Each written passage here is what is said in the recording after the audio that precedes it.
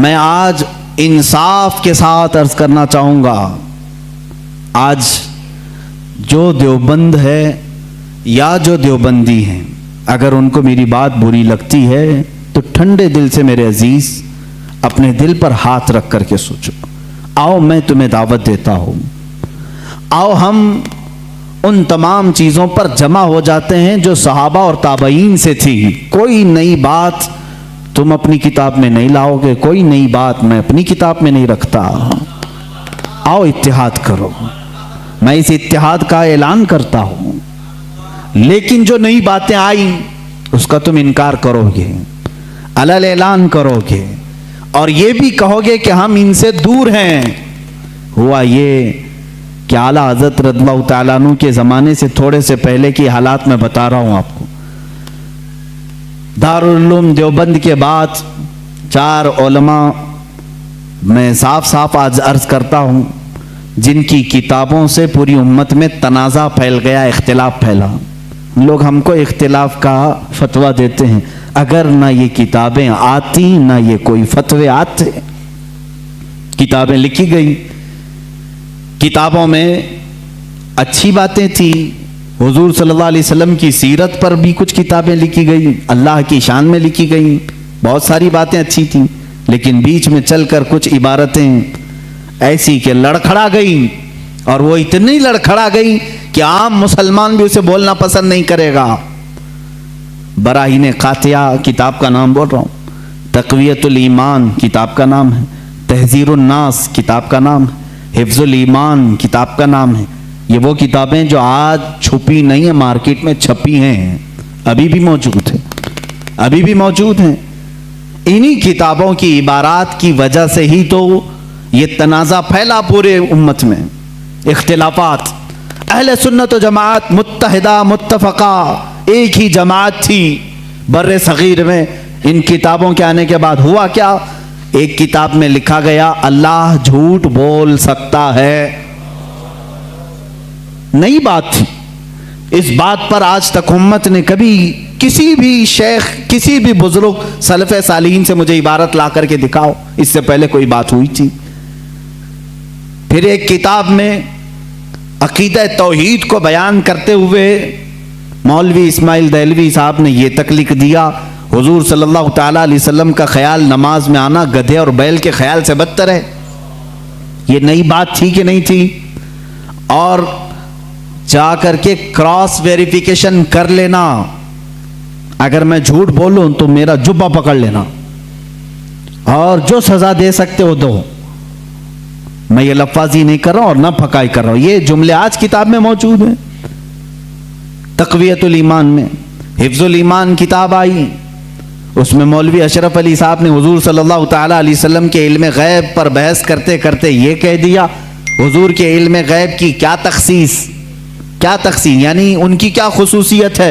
اتنا علم غیب تو زید کو، پاگلوں کو، بچوں کو، بلکہ جانوروں کو بھی حاصل ہے۔ شیطان کا علم غیب تو قرآن سے ثابت ہے، انہوں نے کہا شیطان کا علم غیب قرآن سے ثابت ہے، حضور صلی اللہ علیہ وسلم کے علم غیب کی کیا خصوصیت ہے؟ یعنی برابر ہو گئے، شیطان کو جتنا علم ہے اتنا ہی محمد صلی اللہ علیہ وسلم کو ہے۔ میرے عزیزو، کیا یہ باتیں دل پر نہیں لگتی مسلمانوں کے؟ یہ عبارتیں آئیں، کتابوں میں لکھی گئی، اور بڑا فتنہ یہاں سے بھی ہوا مولوی قاسم نانوتوی صاحب کی کتاب سے، کہ انہوں نے یہ بھی لکھا کہ بالفرض بعد زمانے نبی کے اگر کوئی دوسرا نبی پیدا ہو گیا تو حضور کے خاتم النبیین ہونے میں کوئی فرق نہیں آئے گا۔ یعنی کوئی دوسرا نبی پیدا ہو سکتا ہے، اگر ہو گیا، اگر مگر کی بات ہی چھوڑو، جب حضور نے 1400 سال پہلے کہہ دیا، فرما دیا کہ میرے بعد کوئی نبی نہیں ہو سکتا تو نہیں ہوگا۔ آپ کتاب میں یہ نئی بات لکھنے کی کیوں ضرورت پیش کی؟ آپ کو کیوں ضرورت پیش آئی کہ اگر اب کے زمانے میں بھی کوئی نبی آئے گا تو حضور کے خاتم النبیین ہونے میں کوئی فرق نہیں آئے گا؟ تو آپ کی اس بات سے پتہ نہیں کتنے محلوں میں کہاں کہاں کوئی نبی ہونے کا اعلان کر دے گا۔ عزیزان گرامی وقار، یہ کتابیں پورا کا پورا ہندوستان ایک کھلبلی مچا چکی تھی، کوہرام بپا تھا، تنازعات میں گھر گئے۔ قادیانی اپنے نبی ہونے کا اعلان کر رہا ہے، ادھر ایک نیچری فرقہ ہے علی گڑھ سے جو قرآن کے معجزات کا انکار، حسیات کو صرف ماننے والا، نیچر کو صرف ماننے والا اور مغیبات کو نہیں تسلیم کرنے والا، اور ایک طرف عظمت رسالت صلی اللہ تعالی علیہ وسلم پر، رسول کریم صلی اللہ تعالی علیہ وسلم کے متعلق یہ سارے جملے آ رہے ہیں۔ چلو 100 سال کا عرصہ گزر گیا، آج بھی میں دعوت دیتا ہوں، آج تو سوشل میڈیا کا زمانہ ہے، میری یہ دعوت قبول کریں علماء دیوبند یا جو بھی، میں آپ سے اتحاد کر لوں گا، سینے سے سینہ لگا لوں، لیکن صرف یہ باتوں سے تم انکار کر دو اور کہو کہ وہی عشق رسالت ہمارے اندر ہے جو سیدنا ابو بکر صدیق میں تھا، سیدنا عمر فاروق میں تھا، عثمان ابن عفان میں تھا، حیدر کرار میں تھا، رضوان اللہ تعالی علیہم اجمعین۔ جو مشائخ اہل سنت نے ہمیں محبت رسول اور تعظیم رسول سکھایا ہے اسی پر ہمارا اتفاق ہے، آؤ میں سینے سے سینہ لگانے کو تیار ہوں۔ ہم کون سا اختلاف چاہتے ہیں آپ سے؟ ہم کون سا اختلاف چاہتے ہیں؟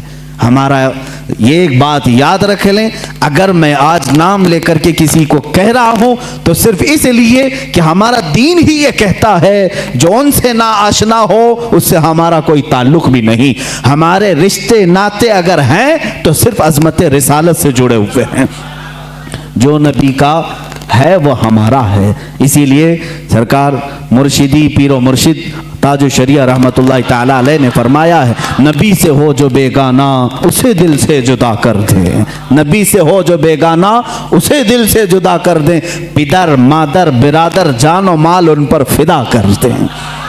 اسی وقت ایمان کو پہنچو گے، اسی وقت ایمان کو پہنچو گے۔ اب یہ حالات میں بتا رہا ہوں آپ کو، انڈیا کے، ہندوستان کے، اکھنڈ بھارت کے حالات، مسلمانوں میں تفرقہ پیدا کیا انگریز، اور انہوں نے اپنے مال، اپنی حکومت، اپنی سلطنت کو پھیلانے کے لیے، بہادر شاہ ظفر کا قتل ہو چکا تھا، اس کے بعد علماء حق نے محسوس کر لیا کہ انگریز درمیان امت تفرقہ ڈال کر اپنی کرسی سنبھالنے کی کوشش کر رہا ہے، تو وہ مرد مجاہد علامہ فضل حق خیر آبادی رحمت اللہ تعالی علیہ نے دلی کی جامع مسجد سے فتویٰ صادر فرمایا کہ انگریز ہندوستان کا دشمن ہے، ان سے قتال کرنا فرض ہے مسلمانوں کو۔ اسی فتوے کی بنیاد پر زندگی بھر کی عمر قید کی سزا میں ان کو انڈمان نکوبار بھیجا گیا، وہیں پر ان کی وفات ہوئی۔ آج مزار بھی ان کا جزیرہ انڈمان میں ہے۔ مولانا کفایت علی کافی رحمت اللہ تعالی علیہ، جو 1857 کی یہ جو غدر ہے، اس کے بعد کے علماء اہل سنت کی بات میں کر رہا ہوں، انہوں نے محسوس کر لیا اسی زمانے میں کہ انگریز نے فرقہ پیدا کر دیا ہے، کچھ علماء اس کی بولی بول رہے ہیں۔ ظاہر سی بات ہے، یہاں کچھ علماء جو مدرسہ بنا رہے تھے ان کو ماہانہ مشاہرہ مل رہا ہے انگریز حکومت سے، علی گڑھ کو پاؤنڈ آ رہے ہیں انگلینڈ سے، اور دیگر علماء کو پاؤنڈ آ رہے ہیں، اور یہاں جو علماء ان کی ان خرافات کو بیان کر رہے ہیں ان کو پھانسی پر چڑھایا جا رہا ہے۔ مولانا کفایت علی کافی رحمت اللہ تعالی علیہ، جن کے اعلیٰ حضرت بھی بڑی عزت فرمایا کرتے تھے، وہی کفایت علی کافی جنہوں نے اپنی ایک نعت میں کہا تھا، کوئی گل باقی رہے گا نہ چمن رہ جائے گا، پر رسول اللہ کا دین حسن رہ جائے گا، اطلس و کم خواب کے پوشاک پہ نازاں نہ ہو، اس تنے بے جاں پہ خاکی کفن رہ جائے گا۔ یہ جو نعت انہوں نے لکھی تھی اس وقت جب آپ کو پھانسی کے پھندے پر چڑھایا جا رہا تھا، یہ مولانا کفایت علی کافی۔ پھر مولانا عنایت احمد کاکوروی رحمت اللہ تعالی علیہ، جن کو جیل کی سلاخوں کے پیچھے انگریزوں نے بند کیا، اس ایک عالم ربانی نے پتھر کی ٹھیکری سے دیواروں پر پوری علم الصیغہ کتاب لکھ دی تھی، جو آج بھی عالم کورس کی کتاب میں پڑھائی جاتی ہیں۔ عزیزان گرامی وقار، اگر انگریز کو علماء سے محبت تھی اور وہ مدرسے کی سنگ بنیاد میں آ رہے تھے تو ان علماء کے ساتھ وہ کالا پانی کی سزائیں اور موت اور پھانسی کی سزائیں کیوں دے رہے تھے؟ آپ سمجھا کریں، کچھ علماء کو وہ شہید کر رہے تھے اور کچھ علماء کو وہ پیسوں سے پال رہے تھے۔ یہ حالات بڑے دیگرگوں تھے، امت میں تفرقہ اختلافات آ چکے تھے۔ اب یہ وہ زمانہ تھا، نیچریت اپنے پاؤں پھیلا رہی ہے، قادیانیت اپنے پاؤں پھیلا رہی ہے، دہریت اپنے پاؤں پھیلا رہی ہے اور ایک طرف غیر مقلدیت بھی اپنے پاؤں پھیلا رہی ہے۔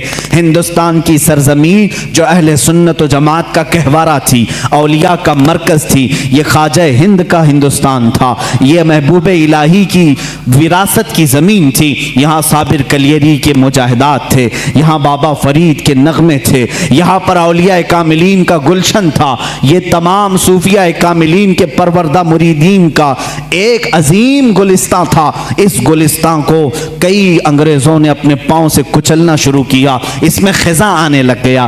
اس حسین گلدستے میں، ہندوستان کے گلدستے میں پھول مرجھانے لگے۔ نیچریت کا غلبہ آیا ہے، وہابیت کا غلبہ آیا ہے، قادیانیت کا فتنہ سر ابھار رہا ہے، الہاد و بے دینی کا فتنہ سر ابھار رہا ہے۔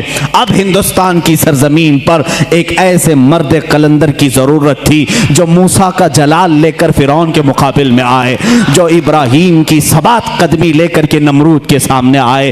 اب ایک ایسے مرد قلندر کی ضرورت تھی جو صدیق کی صداقت اپنے سینے میں رکھتا ہو، فاروق اعظم کی عدالت اپنے سینے میں رکھتا ہو، عثمان ابن عفان کی حلم و بردباری اپنے سینے میں رکھتا ہو۔ ہندوستان کو اب ایسے مرد قلندر کی ضرورت تھی جو حیدر کرار کی شجاعت بھی رکھتا ہو، غوث اعظم کا نائب ہو، خواجہ ہند کا وارث ہو۔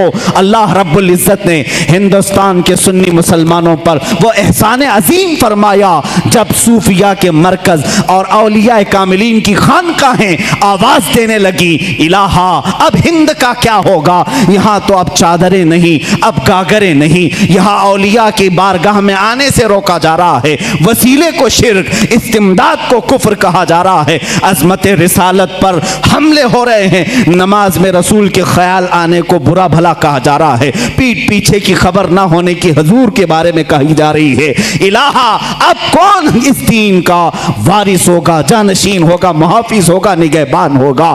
آواز آئی غیب سے، اللہ رب العزت نے پورے ہندوستان کے اس سائے پر ایک ایسی عظیم سلطنت کو بیدار فرمایا جس سلطنت کا نام ہم یوں کہتے ہیں، ملک سخن کی شاہی تم کو رضا مسلم، ملک سخن کی شاہی تم کو رضا مسلم، جس سمت آ گئے ہو سکے بٹھا دیے ہیں۔ اس عظیم ہستی کو اللہ تعالیٰ نے جلوہ فرمایا جس کو پوری دنیا سنیت، اعلیٰ حضرت، کنز الکرامت، جبل الاستقامت، دریائے نعمت، آقائے رحمت، کنز الکرامت، امام اہل سنت، امام احمد رضا خان فاضل بریلوی کے نام سے جانتی ہے۔